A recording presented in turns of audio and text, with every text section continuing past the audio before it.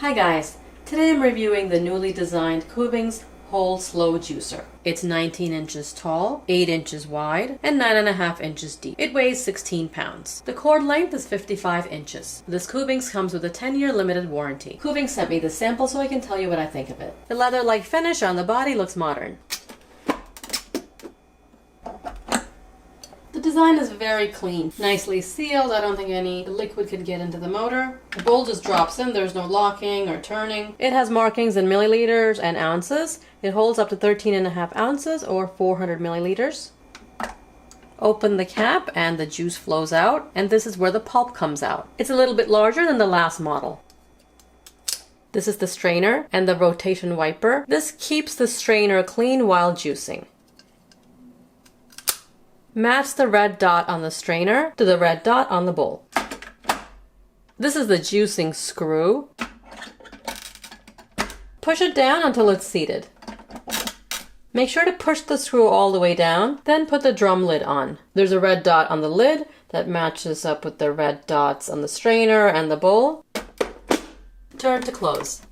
The chute is 3.2 inches wide, a little bit wider than the last model. You can put slim produce like carrots and celery, rolled up kale through the opening, or open to put in larger fruit like whole apples or oranges. Since the chute is a little wider, you can leave produce in bigger pieces and spend less time cutting up fruits and vegetables. This is the pusher. There's a plastic container to catch the pulp, and a container to catch the juice. There are markings in liters and ounces. This holds up to 1 liter or a little under 34 ounces. With the juice cup, there is a mesh strainer that you can use if you like, if you want your juice to have not even a little bit of pulp in it. A coarse strainer to be used when making nut milks and hard fruits and vegetables. A blank strainer for processing frozen fruits into sorbets. This is the lid opener in case the lid gets stuck. Hook it on here, 2 cleaning brushes, and a cleaning tool.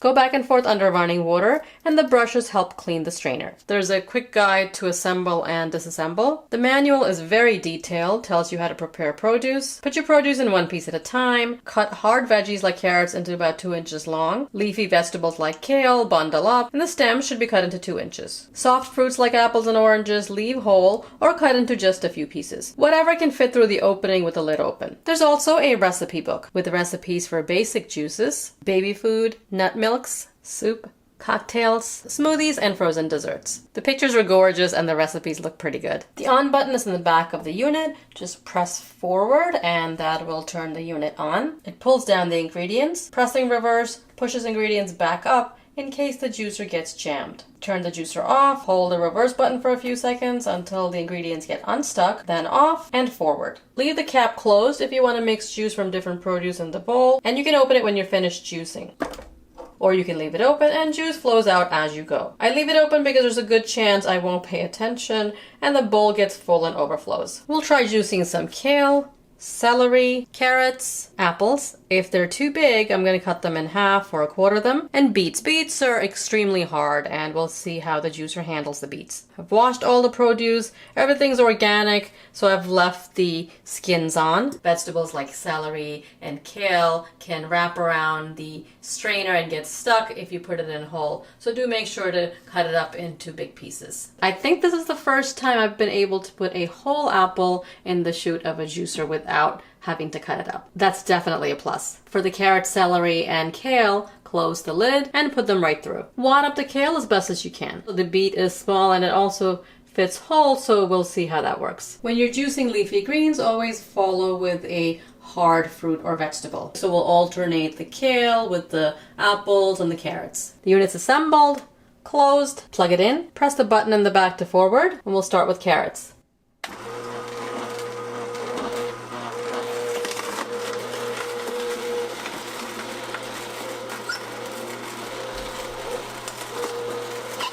Make sure you take pits out of stone fruit before juicing, and also remove the skin from pineapples, mangoes, oranges, and melons.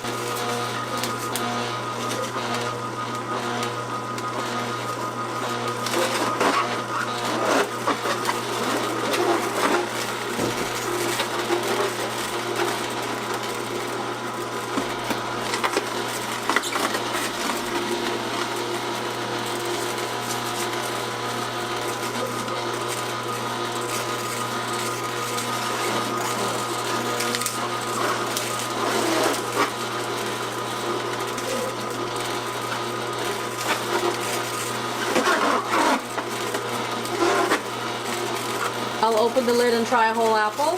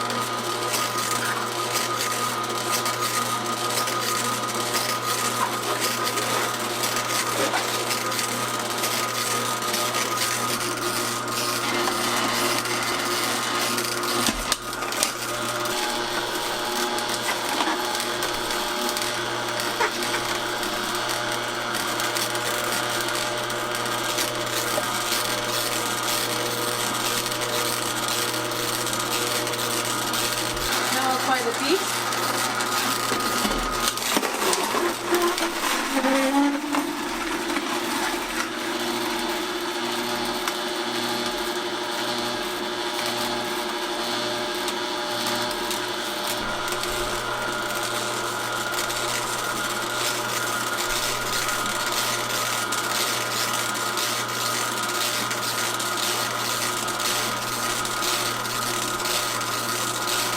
Use the food pusher if you need to. Try another apple.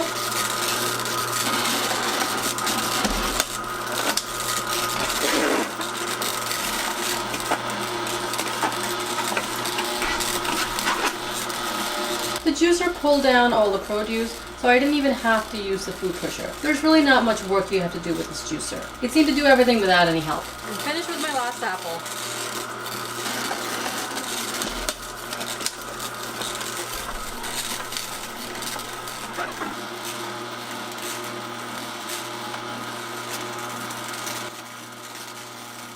Let the juicer run about 30 seconds to make sure all the juice is extracted from the pulp. Before you move the cup, make sure to close the cap so it doesn't drip on your counter.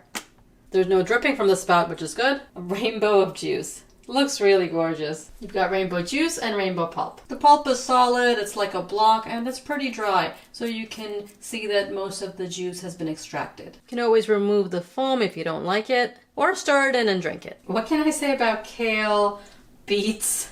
Everything's very earthy. The juice is nice and sweet though, from the beets, carrots, and the apples. You saw the juicer had no issues with the hard beet. It didn't get stuck, it just went right on juicing. I know people like to throw in large whole carrots and large celery sticks, but in general with any juicer, it's best to cut up your produce. Apples are softer, so the juicer can handle it whole. Oranges without the peel, of course. I only put in one beet, but the juicer handled it very nicely. If you want to try out this Kuvings, I've put a link in the description below.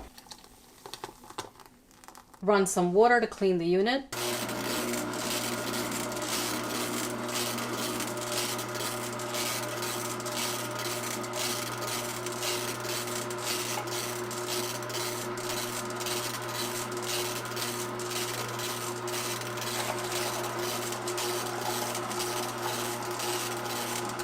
Pour the water in, let it run for a few seconds, and then open the cap. Remember, this holds 13.5 ounces of water, so don't pour more than that. Unplug the unit and then disassemble it.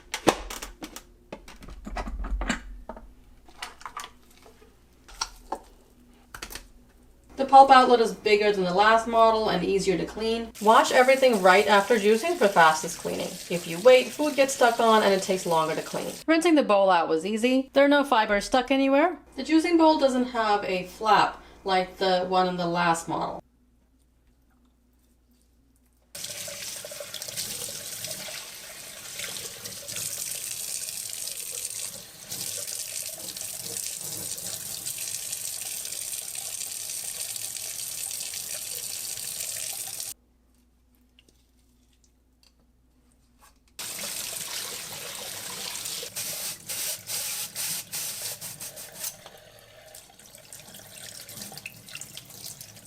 The screen looks really clean.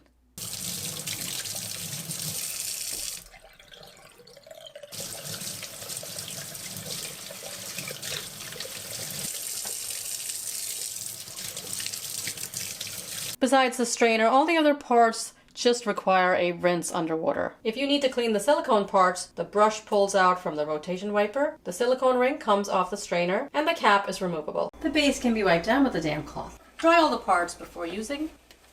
Now I'm going to make a frozen fruit sorbet. Use the blank strainer, match up the red dot on the strainer to the red dot on the bowl, put the screw in, make sure to push it all the way down, and close the lid. Make sure to leave the cap open. All you have to do is feed the frozen fruit through the chute. I'm using frozen peaches, mangoes, and strawberries. I've left the frozen fruit out for about 5 minutes. They should be a little thawed. They shouldn't be used right out of the freezer.